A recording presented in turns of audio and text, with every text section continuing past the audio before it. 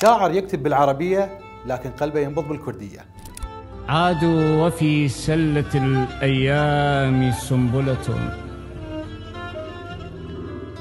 من حبة أنبتت حقلا من الصبر. حياكم الله. كنعان حاتم مراد شاعر ثنائي اللغة يجمع بين حس الكرد العميق مع تعبير العربي الدقيق.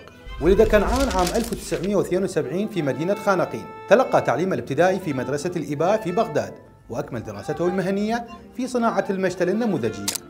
بدأ الكتابة مبكرا، وأول نص كتبه بالكردية في الابتدائية رثاء لوالده، وأولى محاولاته بالعربية كانت في المتوسطة. يكتب بالعربية والكردية، وتعد الكردية لغة الأم ولغة تفكيره، مما يخلق بصمة شعرية خاصة في نصوصه بالعربية. له ديوان مطبوع بعنوان فلك في جيبي، يضم قصائد منها وصايا الشموع وأرتميتا ودمعة الزيتون بطابع وجداني ورمزي. لديه مجموعة شعرية كردية غير مطبوعة بعنوان بريزك، تضم قصائد مثل فريشتي بابتي، خلطان يادم، نناسي دم، تتمحور حول الذاكرة والهوية. تعد تجربته جسرا بين الإحساس الكردي واللغة العربية، فيمزج بين التعبير الوجداني والصور الإيقاعية المستمدة من التراث الكردي. وانتم شنو رأيكم؟ هل يمكن للشاعر أن يحافظ على هويته وهو يكتب بلغة مختلفة؟ اكتبوا لنا بالتعليقات.